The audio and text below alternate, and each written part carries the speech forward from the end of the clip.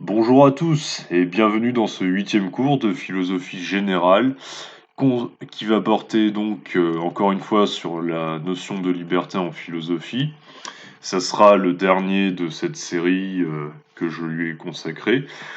Et aujourd'hui, en dépit du titre de ma vidéo, c'est toujours bien de liberté dont on va parler, mais en axant nos interrogations sur une problématique liée à la notion de désir, qui n'est plus une priorité dans la nouvelle mouture du programme de terminale, ce qui n'a aucun sens, puisque comme je l'avais déjà expliqué, on ne peut pas parler de bonheur sans parler de désir, et on ne peut pas parler de liberté non plus sans parler du désir à un moment donné.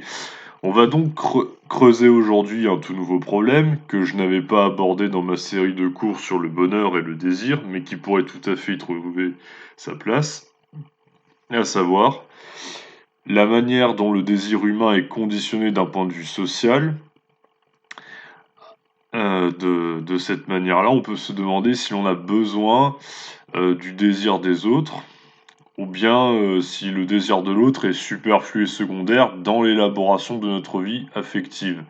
Le rapport avec ce que nous avons vu la fois précédente se situe par rapport aux moyens que nous aurions de nous libérer de ce que Spinoza appelle les affects passifs. Vous vous rappelez que la fois précédente, on a vu avec Spinoza dans quelle mesure la liberté est une illusion du fait que l'homme soit constitué dans son essence même par un désir permanent qui augmente ou diminue selon que nous soyons plus ou moins heureux selon le genre d'émotion que nous ressentons, le fameux conatus.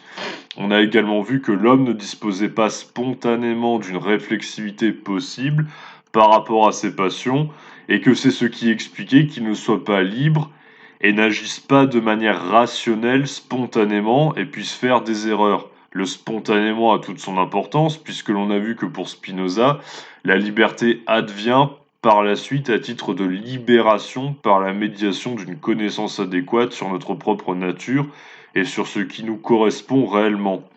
C'est dans cette perspective-là que l'on en est venu à se demander s'il existait des expériences décisives pouvant permettre au sujet de se libérer des passions tristes qui lui empoisonnent la vie. J'avais un peu anticipé sur la quatrième partie de l'éthique de Spinoza, mais je pense qu'avant de détailler un peu plus son contenu, un passage sur la troisième partie consacrée aux affects s'impose. Comment naissent nos passions et comment celles-ci sont-elles structurées? En effet, la dernière fois, on a vu que l'on pouvait faire des erreurs de jugement sur ce que l'on désire réellement, du fait que l'on ignore les causes qui nous font désirer telle chose au lieu d'une autre de manière nécessaire. Eh bien, Spinoza développe une théorie passionnante et très intéressante dans la troisième partie de l'éthique à ce sujet, comme nouvelle preuve de l'inexistence du libre arbitre, c'est celle du mimétisme des affects. Cette théorie de Spinoza est importante car elle situe la problématique du conditionnement de nos jugements et de nos désirs dans une perspective sociale. Sans le savoir et sans que nous en ayons conscience, nous imitons spontanément le désir d'autrui et nous avons besoin de celui-ci comme d'un point de repère pour savoir ce que l'on veut. Là, normalement, vous devez avoir envie de protester et vous dire: «Comment ça? Je suis pas un mouton, moi! Mes propres désirs sont personnels, qu'est-ce qu'il raconte, Spinoza?» Laissez-moi le temps de développer, vous allez comprendre. En fait, vous vous souvenez que la fois précédente, on a vu que pour Spinoza, il existe un premier mode de connaissance qui est imparfait, qui donne lieu aux idées inadéquates, qui est composé de la perception et de l'imagination. Il y a une première phase, si on peut dire, dans l'expérience humaine, où nous nous imaginons à tort telle ou telle chose comme étant désirable parce que nous l'avons perçue comme telle. Évidemment, quand on est jeune et inexpérimenté, on fait forcément des erreurs, donc il ne paraît pas idiot ou invraisemblable d'envisager que ce que l'on croit vouloir dans un premier temps, plus encore quand notre personnalité n'est pas encore pleinement affirmée, s'avère être faux par la suite.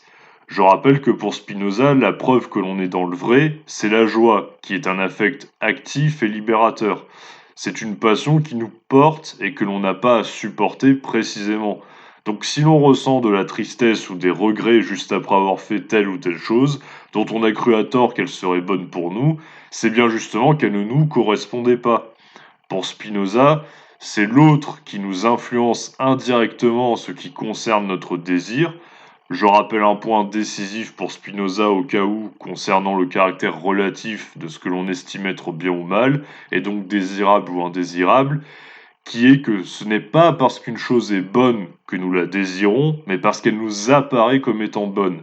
Par exemple, si je suis amoureux d'une fille et que je la désire, ce n'est pas parce qu'elle est bonne, parce qu'elle possède plutôt une valeur intrinsèque et absolue, hein, dit comme ça c'est plus élégant, mais parce que je la trouve désirable. Quel rapport avec autrui me direz-vous? A priori, cette thèse de Spinoza tendrait plus à dire que le désir est tellement personnel que c'est pour cela que l'on n'a aucun recul à l'égard de celui-ci. Eh bien en fait non, pas dans un premier temps en tout cas, concernant notre vie affective selon Spinoza, ce qu'autrui jugera désirable va conditionner mon propre jugement à mon insu. Et plus encore, si autrui exerce une emprise psychologique forte sur moi, au moins vous avez d'expérience, au plus vous êtes influençable, et au plus vous ferez des erreurs en croyant que vous voulez telle ou telle chose, alors qu'en fait non. C'est le désir de l'autre que vous imitez et que vous pensez être à tort, être le vôtre, et vous pensez qu'il vous correspond, mais c'est pas le cas.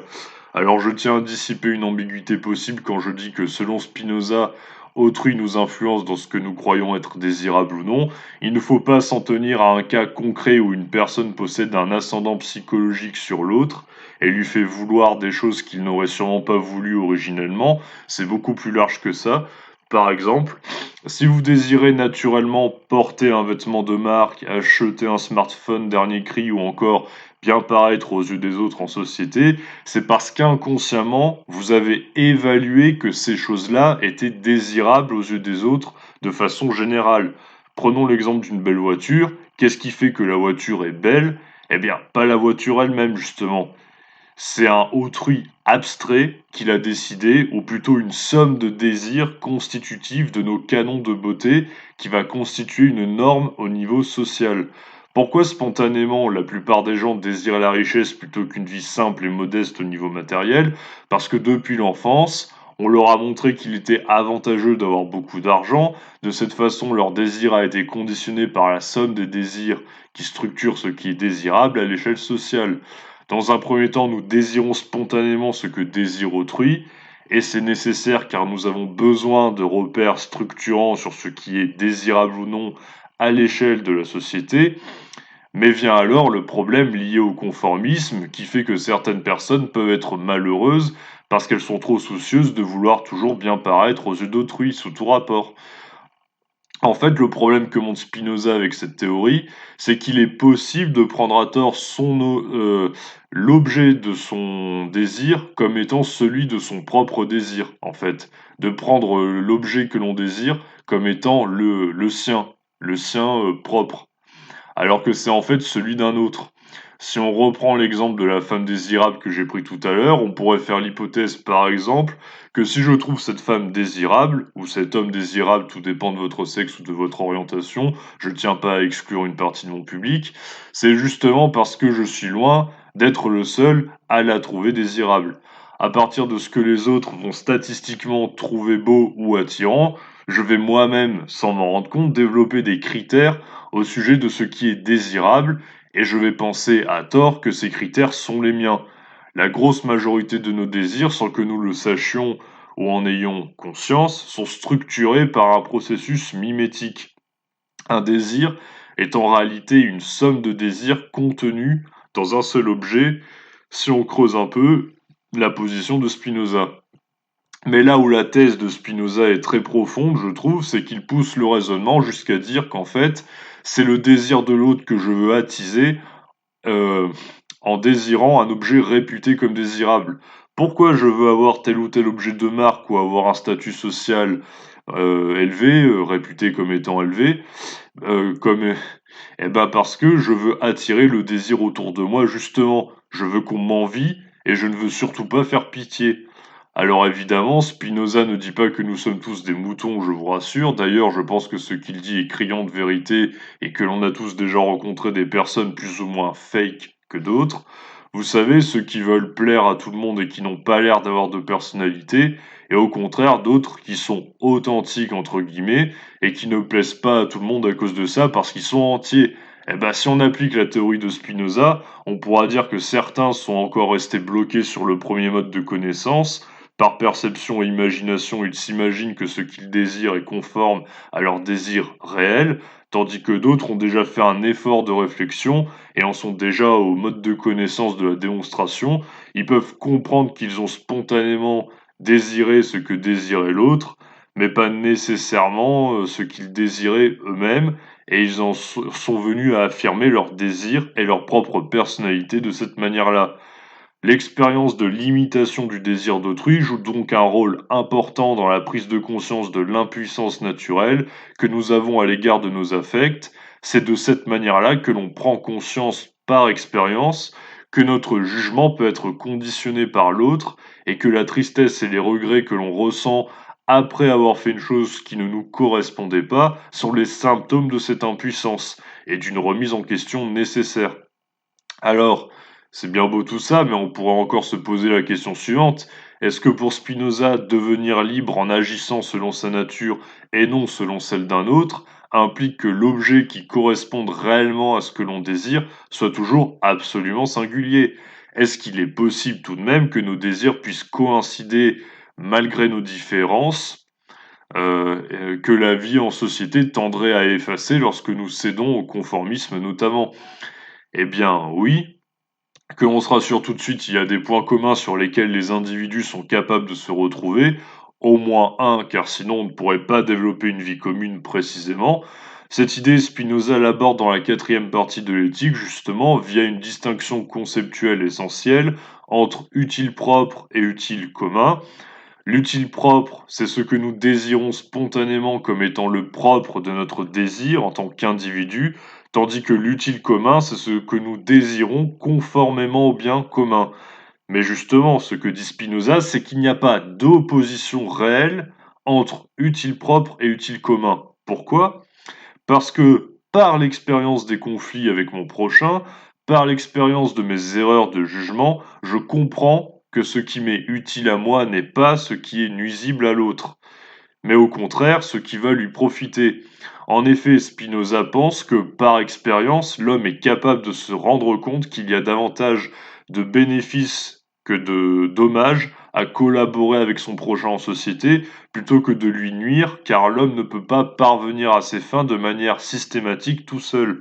En fait, vouloir ce qui est conforme au bien commun, à l'utile commun en société, revient à comprendre que l'utile propre, ce que je veux réellement, n'est pas distinct de l'utile commun, de ce qui est profitable à tous. Spontanément, je suis ignorant et je suis recentré sur mon propre intérêt, mais en vivant en société, je me rends compte qu'autrui est une aide et non pas un obstacle à mon bonheur, dans la mesure où nous sommes obligés de faire front ensemble pour parvenir à subvenir à nos besoins en société.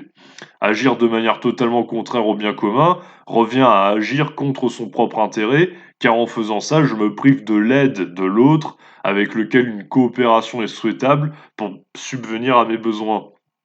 On peut pas tout faire soi-même, c'est pour ça que la société existe. Spinoza détourne ici une citation de Hobbes, L'homme est un loup pour l'homme, qui renvoie au caractère de prédateur potentiel de l'homme à l'égard de son prochain, et il dit à la place L'homme est un dieu pour l'homme, ce qui est une certaine forme d'humanisme, il me semble, puisque cela revient à dire que l'homme ne peut vivre seul en étant recentré sur lui-même sans comprendre qu'il ne peut vivre sans l'aide de son prochain.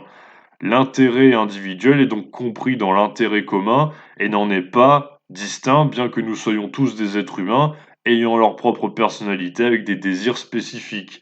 Il y a au moins un désir qui nous rassemble nécessairement, c'est celui de vouloir vivre en commun pour pouvoir subvenir à nos besoins et bénéficier des avantages de la société.